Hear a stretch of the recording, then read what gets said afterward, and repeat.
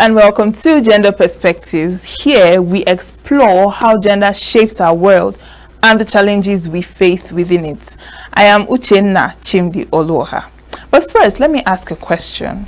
How do prevailing societal gender norms uniquely shape both the vulnerabilities that lead individuals into the hands of human traffickers?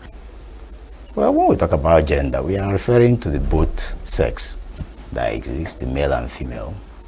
Call it women, men, or boys and girls. They are just the duality. That's just what you mean by gender.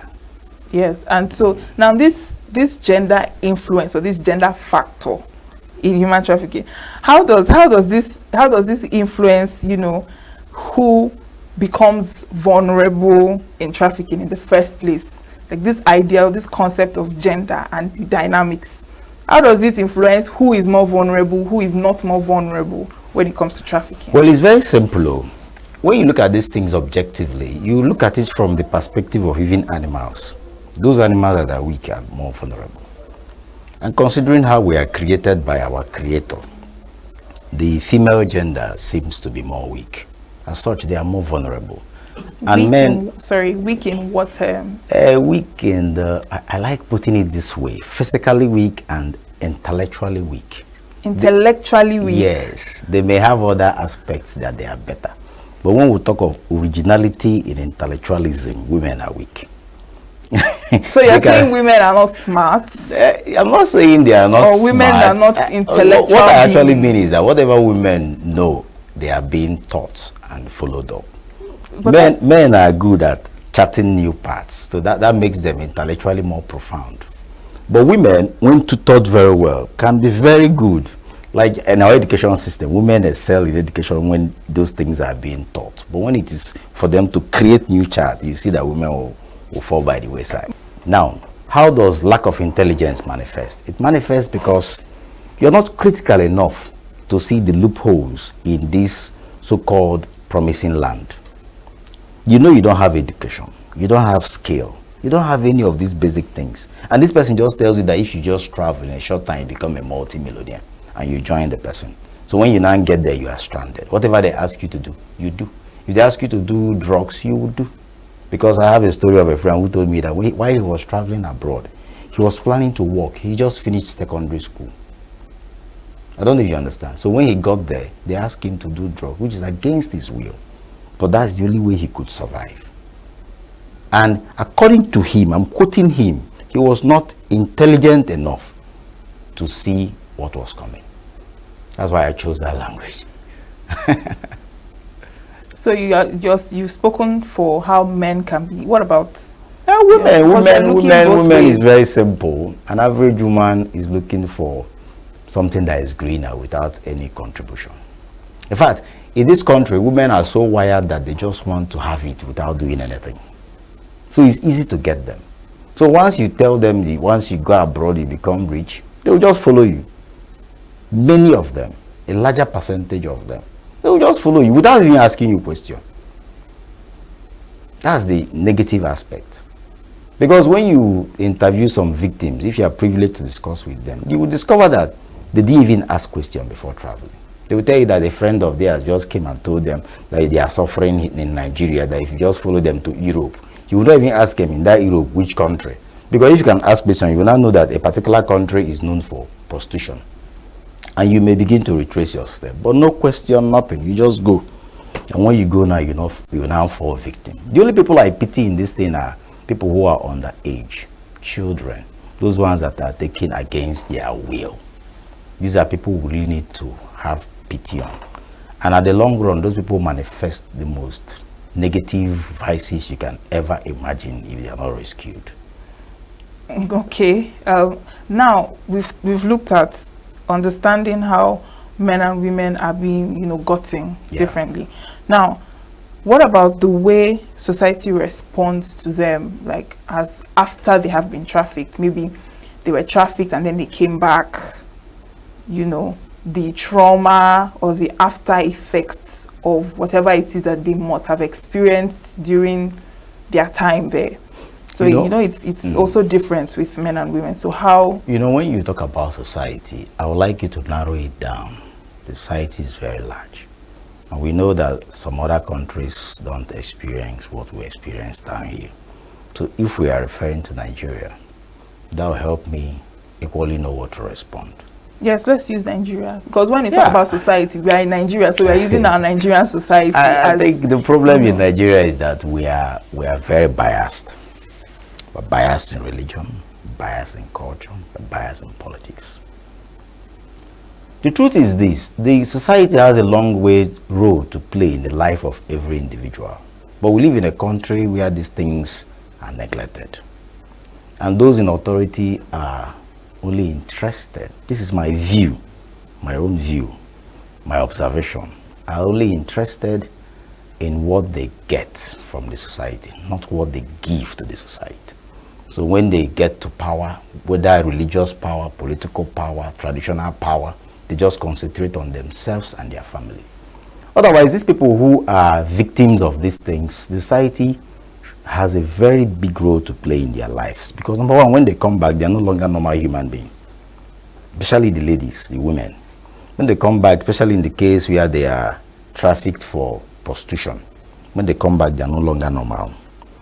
Those of them who have strength to move on with life could continue with that business. They may start looking for a way to start up the business either locally or internationally. That's number one aspect. Those of them who are very weak may even die after a very short time. But those of them who have strength of character, don't forget that these three things are not the same. Strength of character may on their own survive, but the extent they will survive will be very minor. But if society can come in and play a very good role, especially religious role, you know, religion, regalia. Religion is very necessary in our society if it's properly used. Yeah, but right now we're not talking about the roles they can play. We're talking about how society reacts to them, and okay, like for instance, as a let me just give an instance. As a man, there is this idea of invulnerability or not showing some form of weakness or something. And then when you come back from such an experience, are there any peculiar, reactions to men who maybe want to talk about what they passed through, or, just things like that? Not how, we are not talking about how society can help them at this point. How they behave. We're talking about how are they being accepted back? Are they being told, oh no, don't talk about it? The truth is that some of them don't share the story. Some of them just stay on their own. Those of them who wants to share the story, they receive resistance, which will even make the trauma to last longer. Serious resistance. When you said how they behave, the truth is that the two goes together. The way people respond to them affects the way they behave. That was why I was trying to combine the two. Because if they come back and then they receive resistance, the trauma will last longer and may even lead to death, untimely death. If they don't receive good response, if they receive positive response, they may begin to heal. And such things, healing takes a very long time. When I mean long time, I mean long time. So it's difficult to separate the two. Yes. Because the response will determine the attributes of their character. The response. If they don't have response, believe me, their own is finished. Especially if they are adopted at a particular stage in life. When I mean a particular stage in life, I mean, let me use a girl child who already has a plan for herself, and probably she's kidnapped. But from being kidnapped, like the case of what happened there during the time of Goodluck Jonathan, and they are exported for prostitution, and maybe something saved them, and such a person finds her way back to Nigeria. Number one thing is that the person already has a shattered dream, which is traumatizing. And such thing takes time to heal. The trauma can last very long if they don't get response from the society. Yeah, so you also mentioned while you were talking, you said, you mentioned about someone who was trafficked or rather not trafficked, who traveled and then got into selling drugs and all of that. So are there other stories that you have or about people who have been through this? Yes, I have. I've seen a lot of persons who experienced it and how they behave. In fact, I've played a role of psychiatric to many of them. Okay, can you just give us one, and maybe how the person was, lured into this thing as a result of their gender or something? Like the male folk is usually overambitiousness, wanting to become prominent in a short time. And you now see those chaps who are into it coming to pose as a mediator between you and riches. And if you're not careful, you fall into them. They will take you, push you away. When you get to that country, whichever country they promise you, you'll be surprised how their character will change. Like the story of the young man. He told me that he met the person, a cousin, who came back from abroad, who has made a lot of money. And just like every young man wants to make money, his parents were fairly well-to-do. They wanted him to further his education, but he wanted to make money to support the parents. So he obliged following the young man. So when they got to abroad, the young man just stayed with him. After 3 days, called him and said, "You're on your own. It's either you just go and make your money, I don't know anything, or you join us in drug business." And the guy refused. And when the guy refused and discovered that by refusing, he's already out of the house, and the next thing that will happen is that the immigration will get him arrested and deported, he decided to join them. And in the course of joining them, he committed some crimes that still haunts him till date. So I just have to give him listening ear, because each time he tells the story, he doesn't like stopping telling it. He wants to continue to talk and talk and talk, and the only way you can do for such a person is to listen. So I keep listening. Sometimes, so in this case, it's a situation of men being overambitious. Yes. And it's also stemming from societal expectations of having to measure up, or yes. Do you think yes, sometimes because we are not patient, because we want to belong. Because this topic, you can't say it without bringing other factors into it. Yes. Because in our religious places, when we go there, the only thing they recognize is material prosperity. When we go to our villages, our hometowns, they recognize material prosperity. When we stay with our age grade, they recognize material prosperity. So most time, people want to get it. And that's how they fall victim of trafficking. The number of persons who get into that by kidnap are very few. Majority of the number are people who are lured into it because of what they want to satisfy. And most time it is this material thing that they want to satisfy. So in a situation whereby these things can be eliminated, it will reduce it, to reduce the effect. Remember, people respond to what they hear.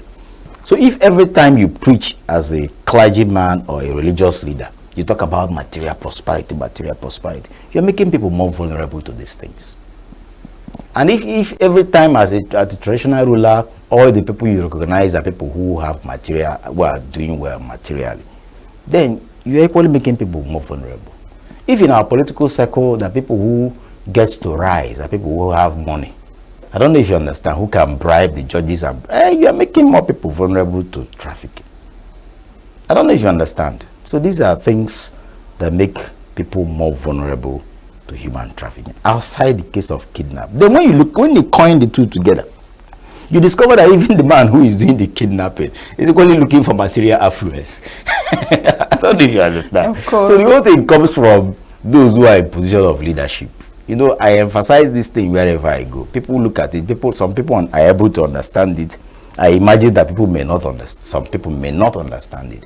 But the truth is that our problem is the attitude of those who are in the echelon of various leadership. Okay. Yeah. Now, there is this thing. There is this dynamic that is a bit confusing. Now, on one hand, women and girls, statistically, many reports have, said that women and girls are more vulnerable and are the most trafficked when it comes to human trafficking. But then, on the other hand, you also find that women are also part of the traffickers. I want to take it one after the other. Okay. Why are women more? Why is it that there is more need to traffic women? The women now are the market. what is raining now all over the world is money and sex, pornography. And some of these ladies, when they go abroad, they use them for pornography, or they use them to satisfy rich people. You know, this issue of corruption is not limited to only Nigeria. Over there are a lot of corrupt leaders who enjoy the same thing. And some of these women, when they are trafficked, they are used for such business. And that is why the female folk pay more than the male folk. In fact, the essence for trafficking men is reducing every day, because science is improving. Before, they used to traffic men so they would do hard labor, hard work. Yes. But with science now, you don't even need them. Number one, they are no longer even skilled. Today's what economy is thrived on men who are skilled, who can operate machine. So when you go and traffic men, they can't do anything now. They are of no purpose. So that's why every day is reducing. It's more of female. In fact, the few men that are trafficked are those who are equally into that business too, because you find it difficult to convince a man to be part of that practice. So some of these men you see who are doing it are equally trafficked, and over time it becomes the only thing they know how to do. So when they grow up and seek liberation, some of them, even when they overgrow it, they now go into the business. Like the second question you were about to ask, why is it that women equally play a role? Yes. Most of the women who play a role are women who, when they join, probably they were trafficked when they were tender. As they get older and less useful, they now look for a way to join the business. So they place them in strategic places so that they can convince the younger women to join them. Because women feel more comfortable with fellow women. It's just like if you want to enter a vehicle and you see like 5 boys in the car, no woman, you may not enter. But if you put your head and see like 3 women and a boy, you will enter. So those people are very intelligent. They can decide to start. They decide what they do. Isn't it very contradicting though that the same people who are being over trafficked are also in the business of trafficking? The soul dies. Is it not in your religious book? The soul dies. Over time, when they indulge in excessive practice of that act, they begin to grow into not seeing it to be any evil. Becomes a way of life to them, which is why the society has a very long road to play. And you know, you also mentioned that women are the market. Yes, women are the when market. When it comes to prostitution, all this sexual pornography, not even prostitution is dying down. What is really now is pornography. But you know, in as much as we spoke about women, you know, being trafficked and all of that, men too now also being trafficked. In as much as they are no longer as trafficked for forced labor, but they are now also trafficked for this same thing. Yes, you're talking about. Yes, they are, but their number is still limited. I don't know if you understand. You mean in comparison to women? Yes, it's limited. They are not too much of the market. You know, with the coming of this LGBTQ, you know, all of that. So you find people who are gay or who are into men. So the demand is rising. Even at that, women is the market. No matter how you want to look at it. You see, when we were in secondary school, the boys' school used to be violent because they don't have need for women thing. I just want to use a very good language. They don't have that time for women thing. So they are more violent and more hardworking. So, but once you make it a combined school, the whole narrative will change. So it is women who spices life up, who creates all these things that we do, judging from the story of Adam and Eve. So the male folk can even stay without knowing the meaning of that thing. They just know that there is a reaction going on in their body, which most times you hear that men are vulnerable to let me not call it, we are on air. You hear that men are vulnerable to certain acts that helps them free themselves. I don't know if you understand, but when there is a presence of woman there, the man, they begin to patronize the women. I don't know if you understand. It's a simple thing. So no matter how you look at it, women are the market. and women are not the type that spends money. It's men that spends money. I don't know if you get it. Yeah. It's men that spends money. So women are the market. Okay, so let's talk about. And secondly, don't forget that the number of lesbianism is in the high side more than The gay ones. The gay ones. You know, 90% of women are lesbians, whether you like it or not. It's just that some of them find opportunity. Some of them, religion has a way of suppressing it. They are wired that way. They like it. Wow. All right, so moving on, let's talk about survivor support. Now, do you think that gender plays a role in the kind of support that is being given to people who have been victims of this? Do you think there's a difference in the support given to women who are survivors and the support given to men who are survivors? You know, I want to take this thing from a higher perspective. The men can easily come out of it. I don't know if you understand. The men can easily, the women find it more difficult to come out of it. How do you mean? You see, when you make women go against their will, remember there's a way women are created. They are created that they seek acceptance. I don't know if you understand. That is why a woman, when you make her feel that she's beautiful, she's happy. Because they crave for acceptance. So when they come out, when they experience this kind of a thing at young age, especially when it's against their will, they crave 10 times for acceptance compared to what they were doing before. In the sense that, number one, they want to get married. And now this thing is a stigma that can prevent marriage. Number two, they want to be seen as to be virtuous. This thing now has limited it. I don't know if you understand. So if we can have organizations that their job will be to look for a way to give these people succor, it will be fine. But and for me, the best tools is religion. Yes, but at the same time, I'm asking the kind of support. For instance, you know, people receive support in different ways. And the way a man is being treated is sometimes not the same way a woman is being treated. A man can go through something now, and people will tell him, no, don't just chest it, you know, don't. And the same thing would happen to a lady, and if she's talking about like, oh, sorry, you know, sorry, that kind. So that's what I mean when I mean the support. Is there a difference in the way people support men who have survived this, and they come and they want to tell their story, or they want to seek help? The only way to help the man is to get the man another job, as far as I'm concerned. Once the man has a job, he lets go, he moves on. So what about the other way around? The woman needs a system that will make the woman believe that a stronger being has forgiven her. That probably that is meant to happen, and that she just have to forget about it. And it has to be constantly done. So don't you think this the way you just explained it now?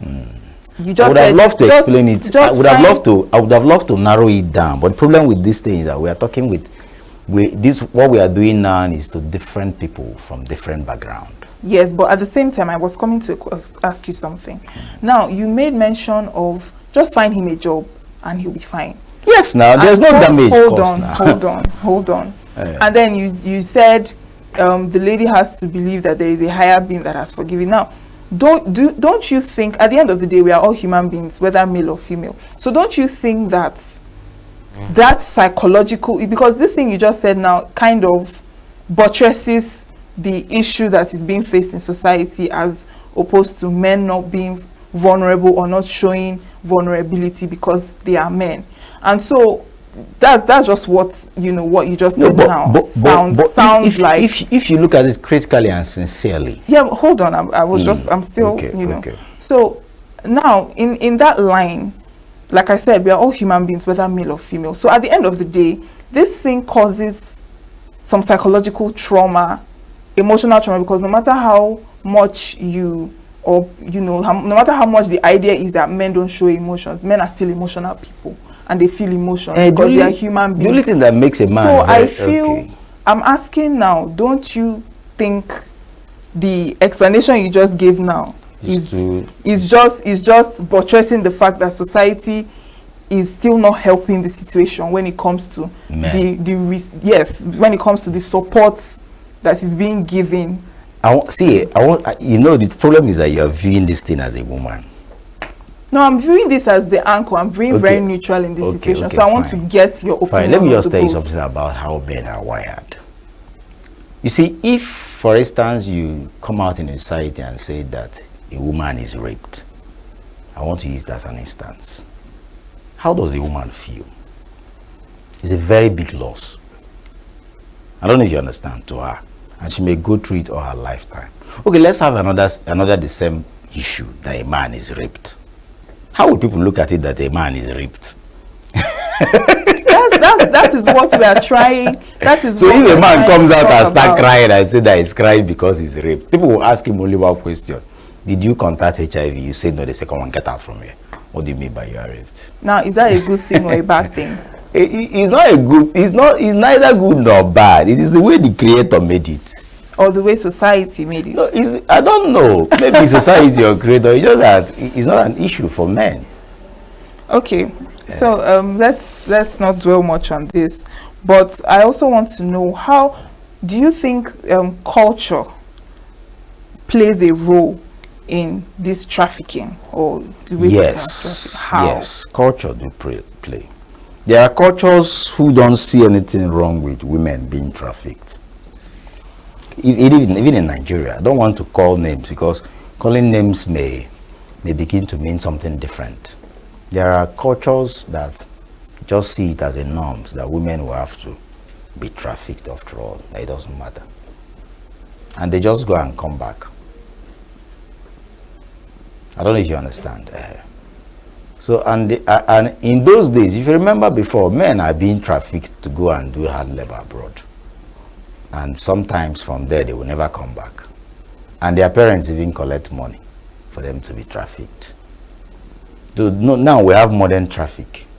We have people travel abroad for a different thing from what they were told. It can be classified as human traffic too. I don't know if you understand. Yes, I do. So that's the thing. So culture, yeah, it does. Okay, so we are slowly getting to the end of this interview, but I'd also like to know, what would you say is the most urgent change that we need to see when it comes to addressing gender specifically, when we are trying to combat human trafficking? Make it, narrow it down. Let me. Like, obviously, we are looking at human trafficking from a gender perspective, right? Yes. Now, do you think there is anything or any change that needs to be implemented or effected to see that both genders are being catered for? Both genders who have been trafficked or who are victims of traffic are being catered for, specifically, based on their gender, both as their biological makeup and everything that makes them man or woman. Okay, the general thing is to create a system where they are sympathized with and encouraged, so they can heal emotionally. That's just the thing. Create a system that has a way of helping them, because it's a psychological thing that will talk them out of it. Because sometimes healing takes a long time. I've experienced things that I discovered that healing, emotional healing is one of the most difficult things, psychological healing. So all we need to do is to create a system that will heal them. Somebody can pick it up as an entrepreneur. I don't know if you understand. Look for a way to create it where people who have experienced such thing, especially people who are traumatized, are asked to come so that they commence treatment. Yeah. And finally, how can education and awareness also help to further make people know and understand the importance of being aware of the gender dynamics when it comes to human trafficking? Well, just like what we are doing here now. These things we are saying now, don't be surprised to go a long way to help a lot of people. As some people may be listening, they may decide, there may be a discussion going on and they will decide not to be part of it. Don't forget that these things are very negative. And those who, especially, particularly when it has to do with sex, but most people who go into it come back with disease, one disease or the other, and it ends their life. And people who practice these things can be very violent. So it equally resorts to occultism that ends people's life abruptly. So it's important, what we need to emphasize the disadvantage of these things. It has to be regularly emphasized. TV stations need to talk about it. Religious leaders need to talk about it. Traditional leaders need to talk about it. Those in public offices need to talk about it. Organizations in schools need to talk about it. They have to look for a way to infuse it in our curriculum, school curriculum, so that these things are discussed every now and then. Because just like Paul said in the Christian scripture, that that faith comes by hearing. People need to hear these things and develop it in their mind that it's wrong. Thank you so much, Mr. Samuel. Today, we've explored the deep and often disturbing connections between gender and human trafficking. And as always, the conversation doesn't end here. If you found this episode meaningful, share it, talk about it, and help keep these critical issues in the spotlight. Make sure to follow us on all our social media platforms and stay tuned to channel 265 on SLTV. Until next time, I am Uchendu Chimdi Oluoha. Stay informed, stay engaged, and keep seeing the world through a gender lens.